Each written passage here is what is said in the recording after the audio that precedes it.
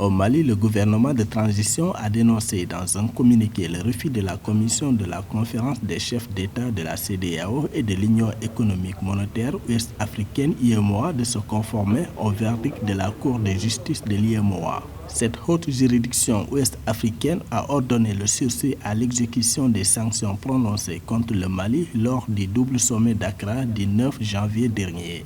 Derrière ce refus, le gouvernement du Mali indique une volonté de punir un peuple pour les choix politiques et obtenir par ses manœuvres un changement de régime. Le Mali a ainsi dénoncé l'attitude de la CEDEAO qui, selon lui, constitue un flagrant déni de justice tranchant avec les exigences d'un état de droit.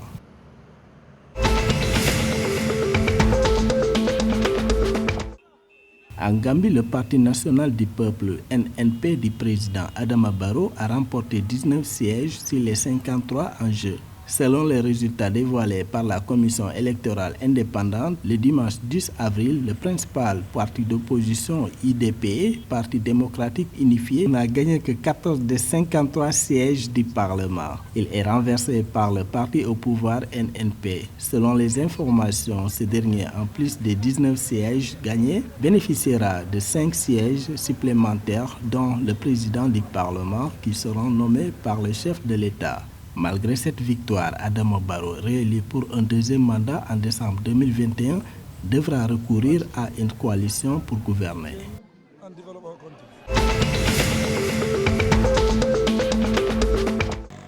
Au Togo, les engagements de la République fédérale d'Allemagne pour l'année 2021 s'élèvent à plus de 65 milliards de francs CFA. C'est ce qui ressort du dialogue entre les autorités togolaises et de la République fédérale d'Allemagne tenu vendredi 8 avril 2022 à Lomé. Selon les informations, il s'agit des fonds destinés à la mise en œuvre des engagements contenus dans la matrice des réformes validées en mars 2021 par les deux États. Confortés par les résultats positifs enregistrés, les deux parties ont formulé de nouvelles propositions pour de nouveaux engagements en faveur de la redynamisation de leur coopération politique et économique.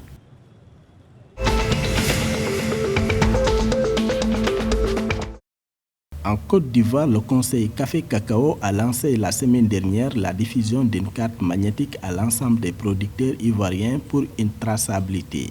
Selon les informations, l'objectif est d'accroître le contrôle des flux de fèves et de leur permettre d'effectuer des opérations en toute sécurité.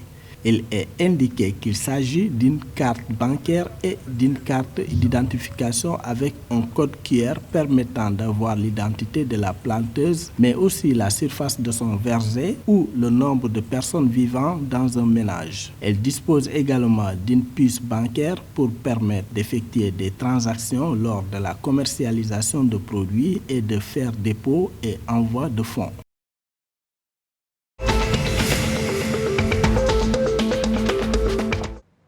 Jusqu'à nouvel ordre, l'accès à l'emploi public au Burkina Faso sera conditionné uniquement par l'admission à un concours direct. Dans une lettre en date du 5 février dernier, le ministre en charge de la fonction publique, Bassolma Bazié, demande à ses collègues et aux présidents d'institutions de suspendre jusqu'à nouvel ordre la planification et le recrutement sur mesure de nouvelles spéciales et ordinaires. Ce dernier pointe le manque d'égalité et le caractère discriminatoire des concours sur mesure nouvelles.